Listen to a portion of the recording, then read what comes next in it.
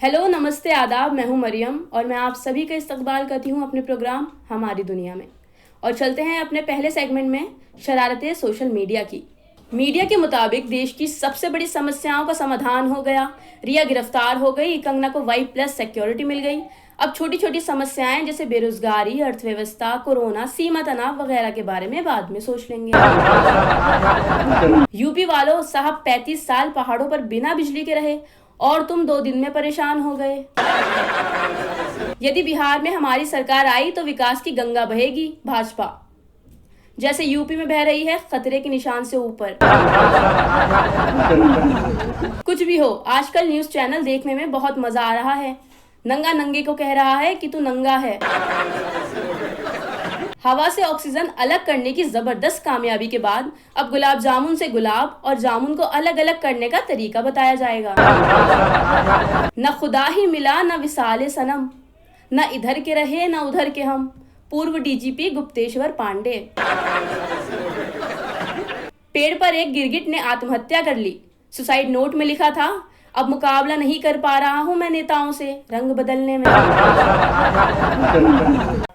आपको स्वागत है प्रोग्राम हमारी दुनिया के दूसरे सेगमेंट क्या हाल है तेरा दुनिया में।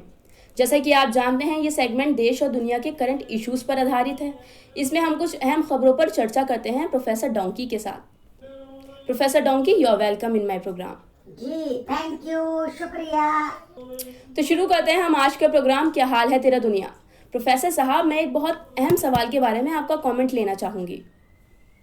आप मुझे बताएं कि Bharatiya Janata party Muslim community का भरोसा क्यों नहीं जीतना चाहती। प्रधानमंत्री नरेंद्र मोदी और अन्य भाजपा नेता मुसलमानों से सीधा संवाद क्यों नहीं करते। देखिए, आप भाजपा के बारे में पूर्वाग्रह रखती हैं, इसलिए उसे गलत मानती हैं। भाजपा मुसलमानों से बहुत प्यार करती है। अपनी बात साबित कर सकता हूँ, लेकिन आप मुझे गधा समझकर सीरियसली नहीं लेंगी। अरे ऐसा कुछ नहीं है प्रोफेसर साहब, ये तो लोगों की गलत फहमी है कि न्यूज चैनल में आजकल सिर्फ गधे दिखते हैं। मुच्ची। फिर ठीक है, तो सुनिए। सच तो यह है कि मुसलमानों को भाजपा का एहसान मानना चाहिए। वो क्यों? क्योंकि लगभग सभी भाजपा नेता मुसलमानों को देश का सबसे जिम्मेदार नागरिक मानते हैं। वो कैसे? देखिए, घटना कोई भी हो, कैसी भी हो, कहीं भी हो, भाजपा नेता मुसलमानों को ही जिम्मेदार ठहराते हैं। ये बात सुनकर मुझे यकीन हो गया कि आप भी सचमुच प्रोफेसर ही हैं। अरे मैडम, मुझे ऐसा क्यों लगा कि आप मुझे गधा कहना चाह रही थी? अरे ऐसा कुछ नहीं है। अच्छा चलिए प्रोफेसर साहब, ये बताइए, आजकल उत्तर प्रदेश में बहुत हंगामे हो रहे हैं। हाथरस कांड में राहुल प्रियंका के साथ धक्का मुक्की से यूपी में लगभग मर चुकी कांग्रेस में जान पड़ गई। जयंत चौधरी पे लटकिया बजे, वो दोबारा जाटों के नेता बन गए। अखिलेश यादव भी ताल ठोक रहे हैं। चंद्रशेखर रावण भी खासी चर्चा में हैं।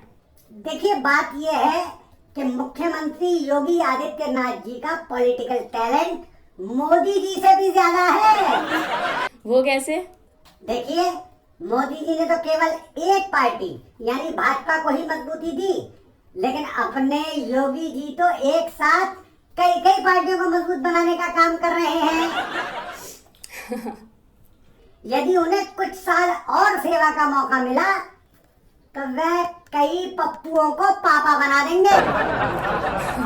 अच्छा ये बताइए प्रोफेसर साहब, अब जबकि सीबीआई ने भी सुशांत सिंह राजपूत की मौत को पूरी तरह आत्महत्या का मामला मान लिया है और ड्रग्स मामले की आरोपी रिया चक्रवर्ती को भी बॉम्बे हाई कोर्ट से जमानत मिल गई है, आप इस पर क्या कहना चाहेंगे?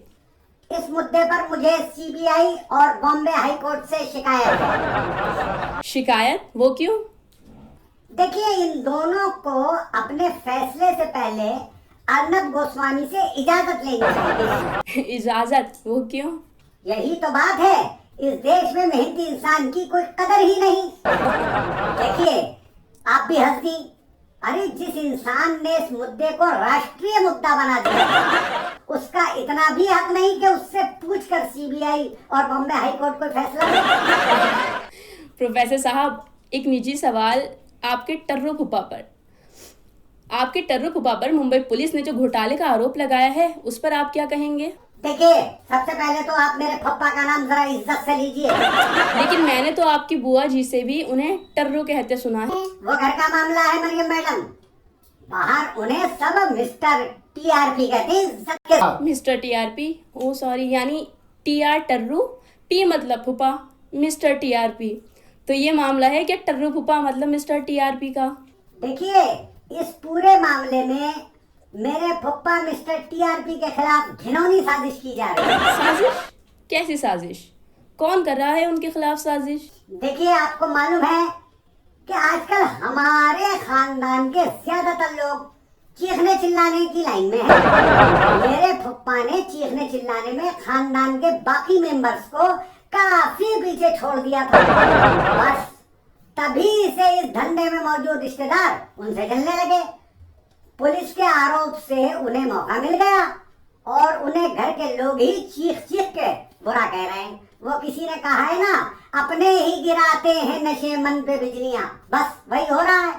अरे वाह प्रोफेसर साहब, आपको शायरी से भी लगाव है। पिछले एपिसोड में भी आपने एक शेर सुनाया था।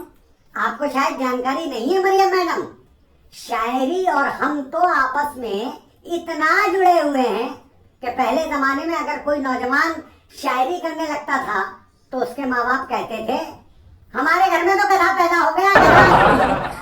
तो आप हमारे दर्शकों को कोई शेर सुनाना चाहेंगे? जी, किस सब्जेक्ट पर? जाहिर है हमारे सेगमेंट पॉलिटिकल इश्यूज पर है, तो मजा ही आ जाए अगर आपका शेर भी प्रोग्राम के मुताबिक हो। जी, तो हाजिर है मेरा शेर। ये शेर मैं पुलिस की नौकरी छोड़ जेडीयू में शामिल बिहार के पूर्व डीजीपी गुप्तेश्वर पांडे जी को नजर करना चाहूंगा, जिनको पार्टी ने टिकट भी नहीं दिया। अर्ज किया है, न खादी मिली न रही खाकी सनम। वाह वाह वाह वाह वाह वाह। न खादी मिली न रही खाकी सनम, मतलब ना तो खादी यानी नेताओं वाले कपड़े मिले और खाकी वर्दी भी उतर गई। जी, न खादी मिली न रही खाकी सनम, न इधर के रहे न उधर के हम। वाह वाह वाह वाह प्रोफेसर साहब। अब आपसे आखिरी सवाल, बिहार चुनाव में सबसे ज्यादा जोश में कौन सी पार्टी के कार्यकर्ता हैं? जोश में तो पता नहीं, हाँ सबसे ज्यादा दुखी कौन है ये बता सकता हूँ। कौन? ओवैसी जी के वक्त। वो क्यों? उन्होंने तो मायावती जी की बसपा से गठबंधन किया। यही वजह है भक्तों के दुख की। दरअसल ओवैसी साहब को उनके भक्त भाई कहते हैं, अब उन्हें मायावती को बहन कहना पड़ेगा। चलिए इसी के साथ हम यहाँ खत्म करते हैं सेगमेंट क्या हाल है तेरा दुनिया को। प्रोफेसर साहब हमें ज्वाइन करने के लिए बहुत बहुत शुक्रिया। Thank you. अब आते हैं प्रोग्राम हमारी दुनिया के सेगमेंट जाने कहाँ गए वो दिन में। इस सेगमेंट में आज की हमारी शख्सियत है स्वर्गीय श्री रामविलास पासवान जी, जिनका पिछले दिनों दिल्ली के फोर्टिस एस्कॉर्ट अस्पताल में निधन हो गया। वे 74 साल के थे और लंबे समय से बीमार चल रहे थे। श्री रामविलास पासवान जी का जन्म 5 जुलाई सन 1946 में बिहार के खगड़िया जिले के शहारबन्नी गांव में एक दलित परिवार में हुआ था। आपके पिता का नाम जामुन पासवान और माता जी का नाम सिया देवी था। आपने बुंदेलखंड यूनिवर्सिटी झांसी से एमए और पटना यूनिवर्सिटी से एलएलबी किया। आप अपने छात्र जीवन से ही राजनीतिक आंदोलनों से जुड़े रहे। आपातकाल के दौरान वे स्वर्गीय जयप्रकाश नारायण के समाजवादी आंदोलन से जुड़े और इस आंदोलन का बड़ा दलित चेहरा बनकर उभरे। राजनीति के अपने शुरुआती सफर में वे जिस दक्षिणपंथी राजनीति के कट्टर विरोधी रहे, उसी के साथ वो अपनी मृत्यु से पहले तक मजबूती के साथ खड़े रहे। समाजवादी दलों में बिखराव के बाद वजूद में आई गठबंधन की राजनीति रामविलास पासवान को बहुत रास आई और वे अपने गृह राज्य बिहार में कोई बड़ी ताकत ना बन पाने के बावजूद केंद्रीय राजनीति में लगभग सभी पार्टियों की मजबूरी बने रहे और ज़्यादातर सरकारों में केंद्रीय मंत्री रहे। रामविलास पासवान ने 2 शादियां की। उनकी पहली पत्नी का नाम राजकुमारी देवी, जिनसे उन्हें 2 बेटियां, और दूसरी पत्नी रीना, जो पंजाब के एक ब्राह्मण परिवार से हैं। उनसे एक बेटा और एक बेटी हैं। बेटा चिराग पासवान जो सांसद भी हैं और पासवान जी की लोक जनशक्ति पार्टी के वारिस भी। स्वर्गीय पासवान जी को भारतीय राजनीति का मौसम विज्ञानी भी कहा जाता है। उनके बारे में मशहूर था कि भविष्य में राजनीति किस दिशा में जा रही है, यदि इसे जानना हो तो बस इतना देखना काफ़ी है कि रामविलास पासवान जी किधर हैं। 9W चैनल स्वर्गीय रामविलास पासवान जी को श्रद्धांजलि पेश करता है और चिराग पासवान जी के बेहतर राजनीतिक भविष्य की कामना भी करता है। आज के अशार सेगमेंट में मैं आप सबको खुशामदीद कहती हूँ। आज के हमारे शायर हैं जॉन एलिया। यूँ तो उर्दू अदब की दुनिया में सभी दीवाने हैं जॉन एलिया के, लेकिन नौजवानों में इनका ज़बरदस्त क्रेज़ है। उंगलियों में सिगरेट दबाए कांपती हुई आवाज़ में शेर पढ़ना, जज्बात में अपनी लंबी बिखरी जुल्फ़ों को नोचना, अचानक ही खड़े हो जाना। जॉन एलिया को देख के लगता है कि आप किसी कलंदर, किसी फ़कीर को देख रहे हैं जो अपनी ही मस्ती में मस्त है। शायर तो सुनने वालों के मोहताज होते हैं, लेकिन जॉन वो हैं कि शेर सुनाकर सुनने वालों पर एहसान करते हैं। आप यकीन मानिए, मैं जॉन साहब को ज़्यादा नहीं सुन पाती। ऐसा लगता है कि उन्हें ज़्यादा सुनना मुझे दुनिया से बेगाना न कर दे। उर्दू साहित्य के इस नायाब हीरे की पैदाइश 14 दिसंबर सन 1931 को भारत के उत्तर प्रदेश राज्य के उस अमरोहा शहर में हुई कि जिस ज़मीन ने हर तरह की काबिलियत के बेशुमार मोती उगले हैं। आपको सिर्फ एक शायर समझना बहुत बड़ी गलती होगी। मल्टीपल टैलेंट के धनी जॉन एलिया एक फ़िलासफ़र, एक स्कॉलर भी थे। उर्दू ज़ुबान के शायर जॉन एलिया फ़ारसी, अरबी, अंग्रेज़ी में भी महारत रखते थे। इसके अलावा तकरीबन ख़त्म हो चुकी संस्कृत और हिब्रू ज़ुबानों के भी आप बड़े विद्वान माने जाते थे। सैयद सिब्ते असगर नकवी उर्फ जॉन एलिया का इंतकाल 8 नवंबर सन 2002 को पाकिस्तान के कराची में हुआ। आइए अब हम आपको उनकी एक गज़ल के कुछ अशार सुनाते हैं। उम्र गुजरेगी इम्तिहान में क्या, उम्र गुजरेगी इम्तिहान में क्या, दाग ही देंगे मुझको दान में क्या। मेरी हर बात बेअसर ही रही, मेरी हर बात बेअसर ही रही, नक्स है मेरे बयान में क्या। नक्स मतलब कमी। दरअसल जिसे हम नुक्स कहते हैं उसका सही तलफ़्फ़ुज़ नक्स है, यानी मेरे बयान, मेरे कहने में कोई कमी है जो मेरी बात का तुम पर असर ही नहीं हो रहा। मेरी हर बात बेअसर ही रही, नक्स है मेरे बयान में क्या।